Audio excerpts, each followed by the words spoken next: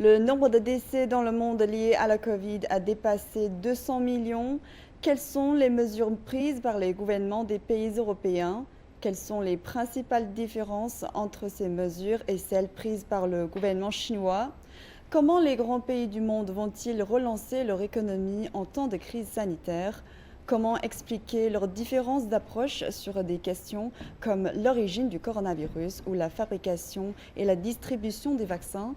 Pour éclaircir toutes ces questions, j'ai le plaisir de m'entretenir par liaison vidéo avec M. Zeno Casella, spécialiste de l'économie politique et historique, membre du Parti communiste suisse et membre du Parlement municipal de Capriasca. Bonjour monsieur. Bonjour. Vous vivez en Suisse. Pourriez-vous nous dire quel est l'état de la situation actuelle en Suisse? Combien de nouveaux cas sont rapportés chaque jour? Et quelles sont les mesures prises par le gouvernement suisse pour lutter contre l'épidémie? Volontiers.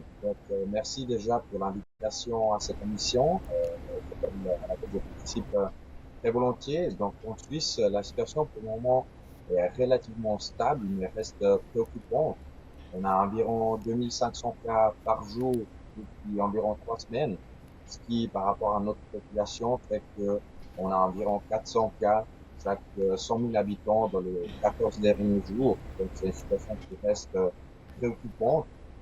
Les thérapies intensives sont relativement pleines. On a environ trois quarts de lit en thérapie intensive qui sont occupés, un tiers desquels sont occupés par des patients Covid, duquel d'ailleurs le 90% sont des personnes non vaccinées.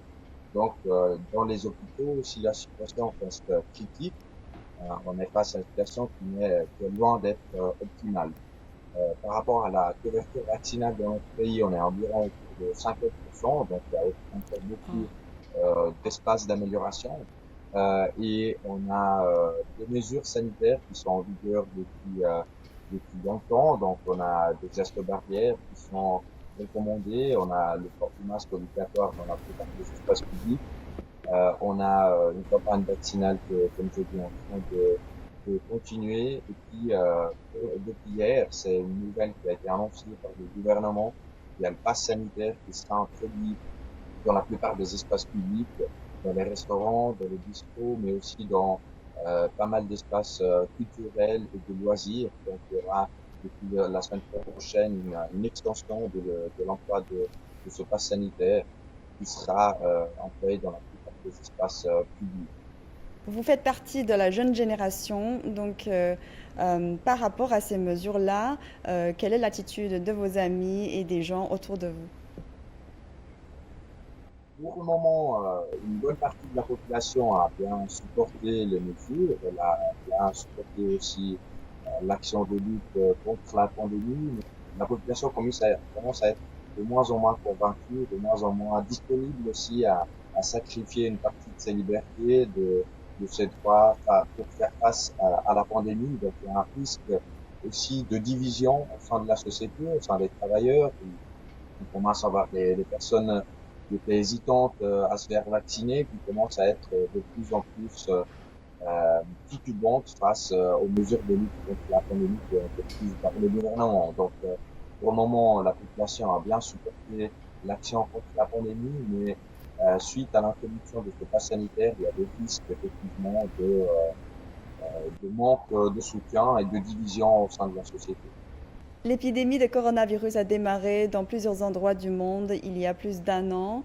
Et pour contenir l'épidémie, le gouvernement chinois a mis en confinement la ville de Wuhan. Et est-ce que vous vous souvenez les réactions des pays européens de l'époque? Et est-ce qu'il y avait des mesures prises par les gouvernements européens alors? Et entre l'année dernière et aujourd'hui, est-ce qu'il y a comment évoluer les pays européens en termes des mesures de contrôle et de prévention de l'épidémie? Il faut dire déjà tout d'abord qu'au début de la pandémie l'année passée, en Europe, on était très préoccupé de la situation et même il y a eu une certaine réaction aussi de stigmatisation, voire carrément de xénophobie à l'égard de la population d'origine asiatique. Il y a eu une forte phénomène de xénophobie qui s'est diffusé, qu'on a essayé de contrer à niveau des partis. Notre parti s'est déclaré tout de suite contraire à ces formes d'agression. Il y a eu des véritables agressions verbales, mais aussi physiques, à l'encontre de personnes d'origine asiatique dans notre pays, mais dans toute l'Europe aussi, puisqu'elle était accusée de porter le virus avec elle, en fait, ce qui est absolument absurde d'un point de vue sanitaire. Donc, au début, ça a posé ce genre de problème. Par la suite, quand la pandémie s'est diffusée en Italie d'abord, mais puis dans notre pays, et notamment dans la région d'où je proviens, qui est à la frontière avec l'Italie, on a été vraiment en retard dans la gestion de la pandémie. Les autorités n'étaient pas du tout prêtes à gérer cette situation, donc on a pris des mesures qui étaient tardives, qui n'étaient pas adéquates à la situation. Il y a eu par exemple dans ma région le carnaval qui a continué pendant des jours et des jours, alors que la situation sanitaire imposait déjà des mesures de fermeture. Donc, au début de l'année passée, on s'est trouvé préparé face à cette situation. Les autorités n'ont pas été capables de gérer bien la situation, avec aussi des confrontations entre des niveaux institutionnels, par exemple les autorités régionales et l'autorité centrale, qui n'étaient pas du tout du même avis sur les mesures qu'il fallait prendre face à cette pandémie. Donc, après la situation, ça s'est évidemment amélioré. On a compris euh, la difficulté de la situation et les enjeux que la pandémie mettait en cause. Donc, on a commencé à prendre des mesures de plus en plus drastiques. Mais c'est évidemment, on s'est trouvé dans une situation au début qui était très difficile. Voilà, si j'ai répondu à votre question. Est-ce que vous êtes familier avec les mesures prises par la Chine pour lutter contre l'épidémie et comment jugez-vous les résultats obtenus par la Chine dans sa lutte contre l'épidémie? On a suivi évidemment la gestion de la pandémie en Chine, ce qui était très intéressant pour nous aussi pour comprendre quelles mesures il fallait prendre en Suisse et en Europe en général. Et on a été impressionné, je peux le dire, aussi par les mesures qui ont été mises en place. Évidemment, il y a eu quelques difficultés initiales au moment où il fallait comprendre de qu'est-ce qu'il s'agissait, quelle était la maladie qui était en circulation et comprendre quelles mesures il fallait prendre. Donc, évidemment, tout n'a été parfait depuis le début, mais quand la pandémie a été reconnue dans son ampleur, on a été impressionné par les efforts qui ont été mis en place. Par exemple, la construction d'hôpitaux dans 10 jours dans la ville de Wuhan nous a énormément impressionné, alors qu'ici, on était en train de monter les lits dans les hôpitaux pour savoir combien de personnes on pouvait soigner, alors qu'en Chine, les moyens qui ont été mis en place étaient impressionnants. Et ça, évidemment, ça nous a beaucoup touchés, mais aussi toutes les mesures aussi de soutien à la population, donc les personnes en quarantaine qui étaient soutenues par les autorités, par les membres du parti aussi. Toutes ces mesures nous ont évidemment impressionnés, alors qu'en Suisse, en Europe en général, on était loin de ces mesures. Et les résultats, évidemment, sont là pour le démontrer. La Chine a su bien gérer la pandémie et le nombre de décès est très réduit par rapport à celui d'autres pays en Europe et dans le monde. Selon vous, pour quelles raisons est-ce que les pays occidentaux et les pays asiatiques ont adopté des mesures aussi différentes et comment jugez-vous cette attitude face à l'épidémie, face au contrôle et la prévention de l'épidémie?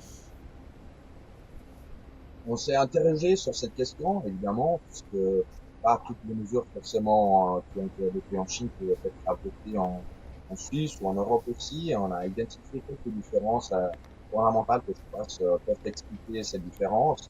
Bah, tout d'abord, il y a déjà une différence politique en Chine, en Vietnam, dans d'autres pays d'Asie. On se trouve dans des pays socialistes, donc où le gouvernement a plus à cœur peut-être que dans les pays capitalistes la santé de la population, les droits de la population, et donc évidemment on met par exemple la santé de la population devant les profits des grandes entreprises, des grands patrons. Donc là, en Suisse, typiquement, ça a posé problème quand il fallait fermer des activités économiques, puisque les grands patrons risquaient de perdre de l'argent. En Chine ou en Vietnam, cela n'a pas posé problème, puisque le gouvernement avait évidemment le contrôle de la situation.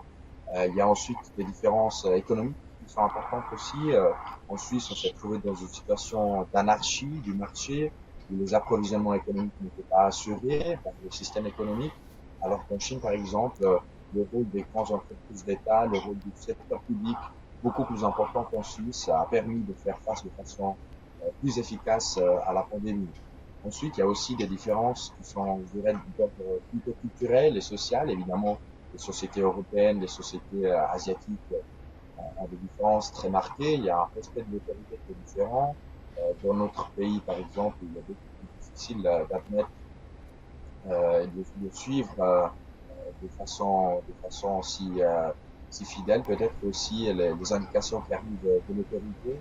Mais il y a une différence aussi de type social, du tissu social qui est beaucoup plus fort encore dans les sociétés asiatiques qu'en Suisse ou en Europe, où les sociétés individualistes, néolibérales, fondées sur l'individu, sur la compétition entre les individus, ne supportent pas des formes de collaboration, de solidarité qui ont été, par exemple, bien mises en évidence dans les pays asiatiques de la pandémie. La question de la distribution des vaccins a suscité de nombreuses inquiétudes et certains pays accumulent les doses vaccins contre la Covid et restreignent les exportations des vaccins, ce qui rend l'accès vraiment difficile pour de nombreux pays en développement, surtout les pays en Afrique. Et comment expliquez-vous cette situation?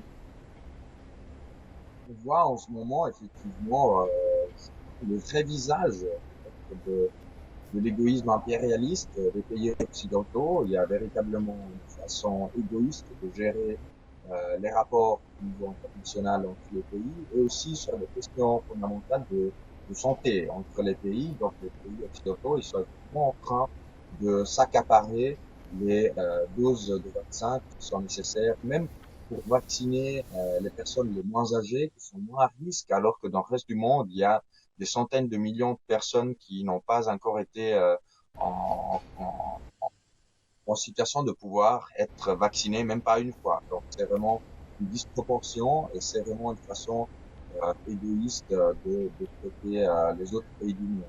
Donc une façon de traiter et de régler les questions internationales qui est très différente sur la base d'une solidarité réciproque, sur la base de parité entre les pays, sans que l'un puisse être prévalent sur l'autre, sans que l'un puisse dominer l'autre. Donc une façon de traiter les autres pays, les pays en voie de développement, très solidaires.